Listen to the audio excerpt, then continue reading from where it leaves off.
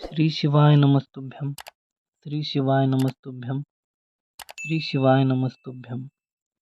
एक बार इंद्र सहित देवताओं ने भगवान शिव की परीक्षा करनी चाहिए।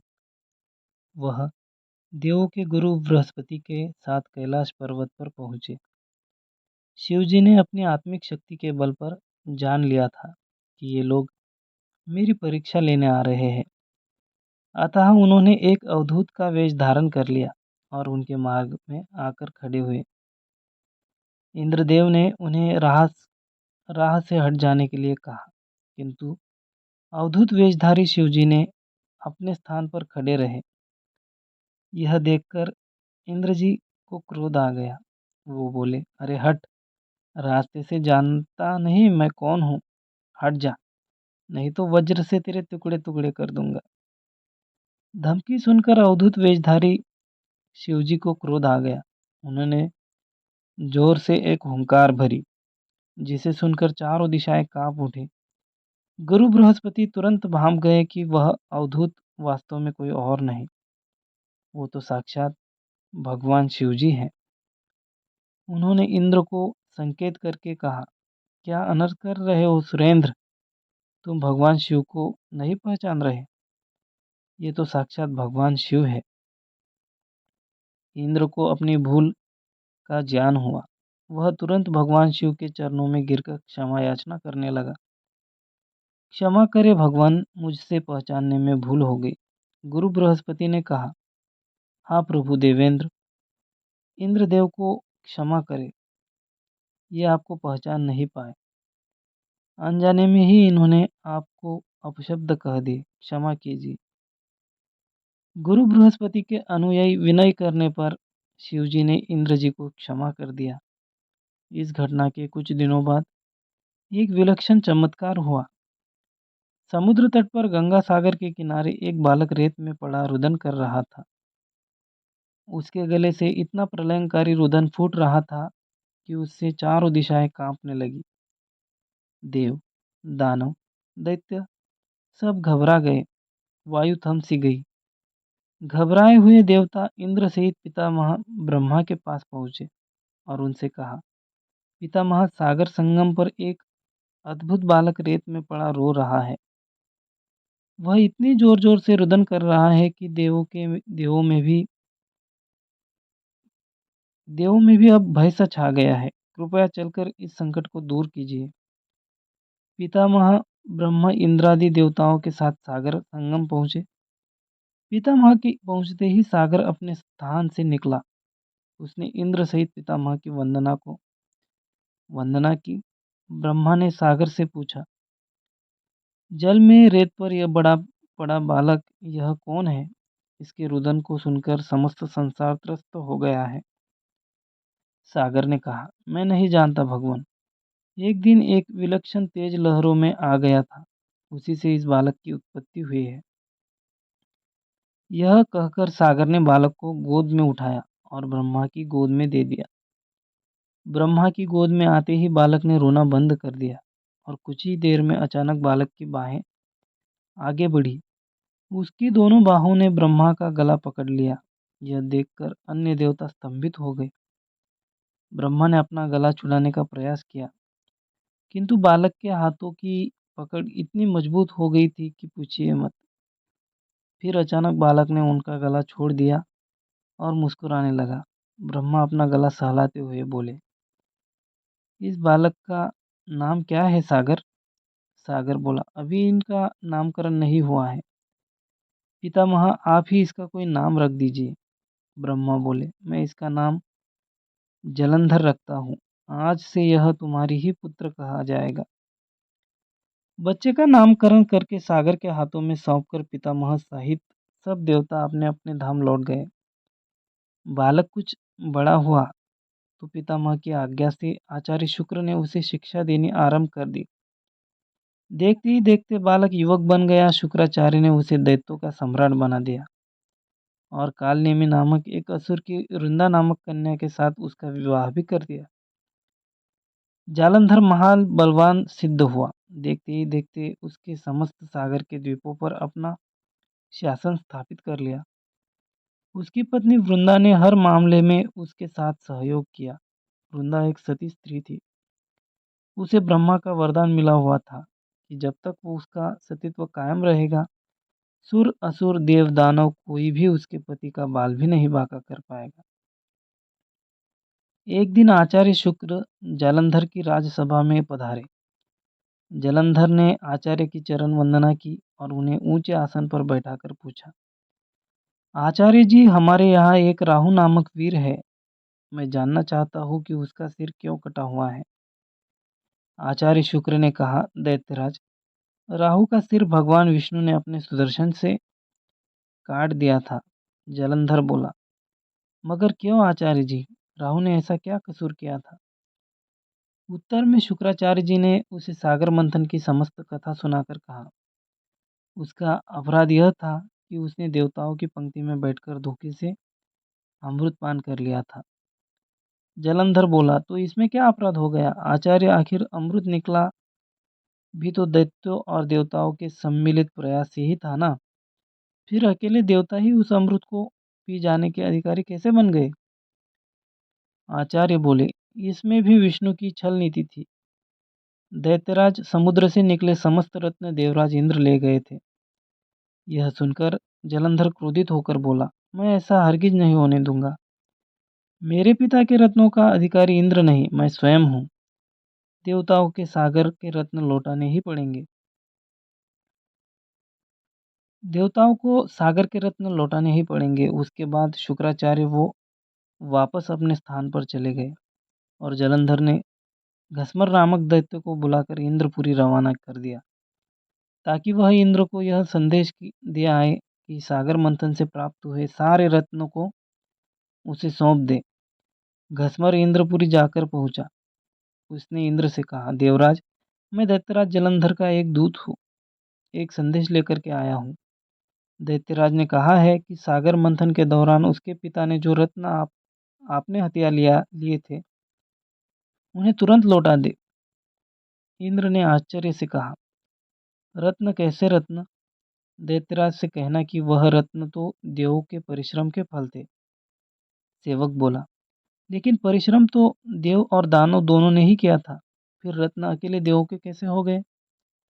सीधी तरह रत्न लौटा देना, वरना इसका परिणाम बड़ा भयंकर होगा। यह सुनकर इंद्र क्रोधित होकर बोला, तुम्हारा इतना साहस, मेरी पुरी में ही मुझे धमकाते हो? ठहरो पापी, अभी मैं तुम्हें इसका मजा चखाता हूँ। यह कहकर इंद्र ने अपना व्रज निकाल दिया, लेकिन तभी आचार्य बृहस्पति ने उसे रोक दिया और उसे समझाते हुए बोले, क्रोध में मत आओ यशराज, यह दूत है और दूत अवध्य होता है, इसे जाने दो। घसमर वापस जलंधर के पास पहुंचा और इंद्र द्वारा दिया गया उत्तर उसे कहा। सुनकर जलंधर आग बबूला हो उठा। उसने तुरंत चारों दिशाओं में स्थित दैत्यों के पास संदेश भिजवा दिया कि वे तुरंत इंद्रपुरी पर आक्रमण कर दे। साथ ही अपने सेनापतियों शुभ और निशुंभ को के साथ लेकर इंद्रलोक पर चढ़ाई कर दे। शीघ्र ही दैत्यों की सेना इंद्र के नंदन वन में जा पहुंची और सैनिकों ने देवताओं का विध्वंस करना आरंभ कर दिया। दैत्यों के दल अमरावती को नष्ट भ्रष्ट करने लग गए थे। दोनों पक्षों की वीरों की लाशें जमीन पर गिरने लग गई थी। आचार्य बृहस्पति देवों की ओर से और शुक्राचार्य दैत्यों की ओर से घायल और मृत वीरों का उपचार करने में लगे हुए थे। युद्ध चलता रहता, लेकिन किसी भी पक्ष को विजय नहीं मिल पा रही थी। इस पर जलंधर क्रोधित होकर शुक्राचार्य के पास पहुंचकर बोला, गुरुदेव, संजीवनी विद्या तो सिर्फ आप ही जानते हैं, फिर ये देवता मरकर जीवित कैसे हो रहे हैं? शुक्राचार्य बोले, दैत्यराज, संजीवनी बूटी का उपयोग करना आचार्य बृहस्पति भी जानते हैं। उन्होंने कई देवता इसी काम पर लगा रखे हैं कि वे द्रोणगिरी से संजीवनी बूटी लाते रहे। यदि किसी तरह देवताओं द्वारा द्रोणगिरी से बूटी लाना रोक दिया जाए तो आचार्य बृहस्पति देव को पुनः जीवित करना बंद कर देंगे। जलंधर बोला, लेकिन हमें इस तरह से तो अपनी सेना का एक बड़ा हिस्सा द्रोणगिरी पर्वत पर ले जाना पड़ेगा और यह तो भयंकर गति से युद्ध चल रहा है।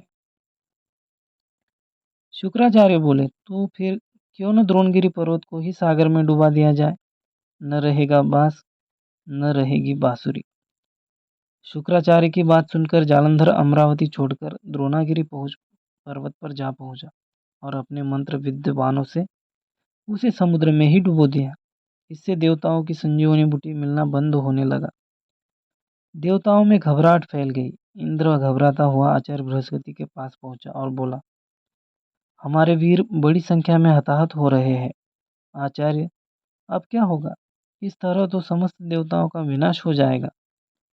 आचार्य बृहस्पति बोले, मेरी सलाह मानो देवेंद्र, यह युद्ध तुरंत बंद कर दो और अपनी सेना सहित भागकर जान बचा लो। जलंधर भगवान शिव के तेज से पैदा हुआ है, उसमें भगवान शिव का अपार बल है। तुम अपनी जान बचाओ, बाद में कोई न कोई उपाय जलंधर को मारने का निकल ही आएगा। आचार्य बृहस्पति की सलाह मानकर देवता युद्ध छोड़कर भाग गए और मेरु पर्वत की ओर कंदराओं में जा छिपे।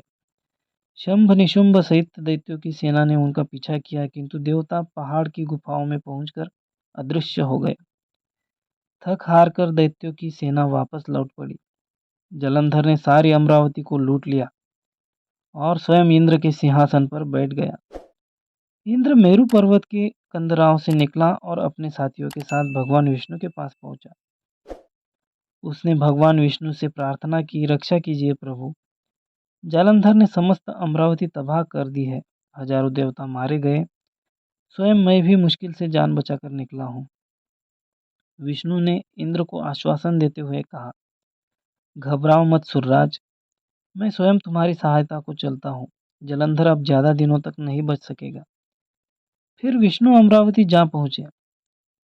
विष्णु के वहां पहुंचते ही देवताओं ने नवीन स्फूर्ति का संसार होने लगा। वे शत्रु सेना पर प्रहार करने लगे। जलंधर बड़े प्रबल वेग से विष्णु के सम्मुख आकर डट गया। विष्णु जिस भी अस्त्र का शस्त्र का उपयोग करते, जलंधर उन्हें तुरंत निष्फल कर देता। आखिर में विष्णु जी ने भी हार मान ली। बोला, वाकई तुम जलंधर हो, मेरे इतने अस्त्रों को भी तुमने निष्फल कर दिया।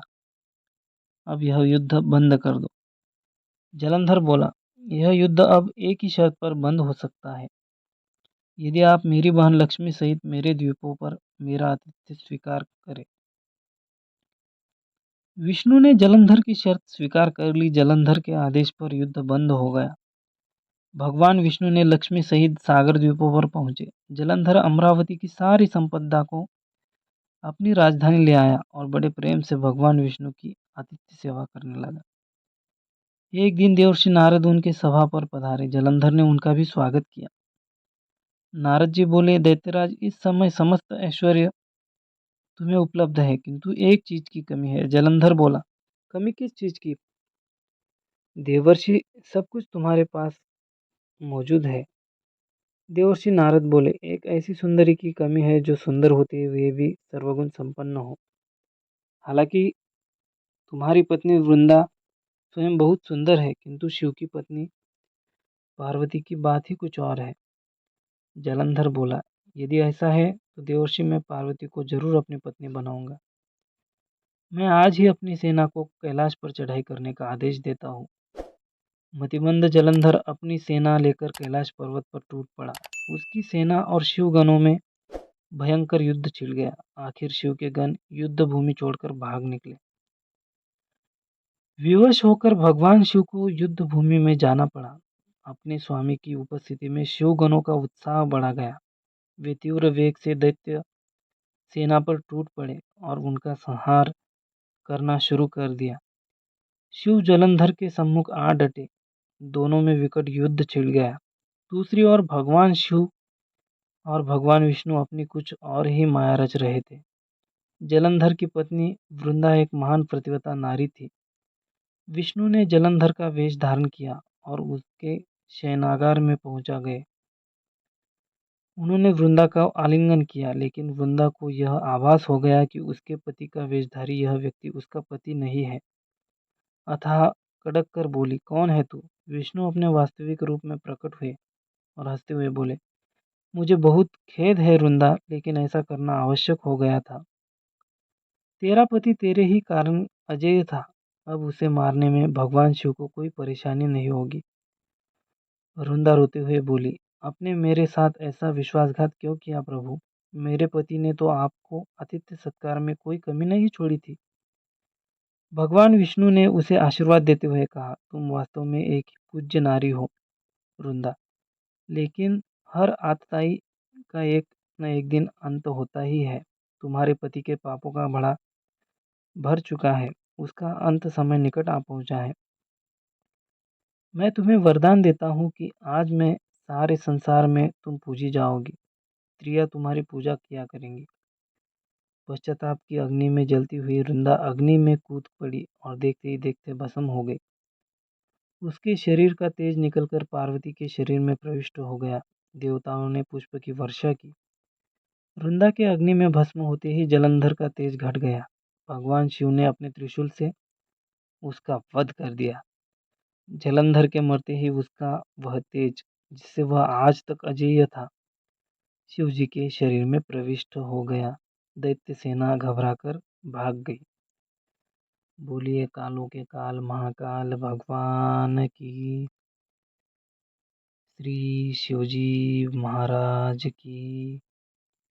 श्री शिवाय नमस्तुभ्यम, श्री शिवाय नमस्तुभ्यम, श्री शिवाय नमस्तुभ्यम।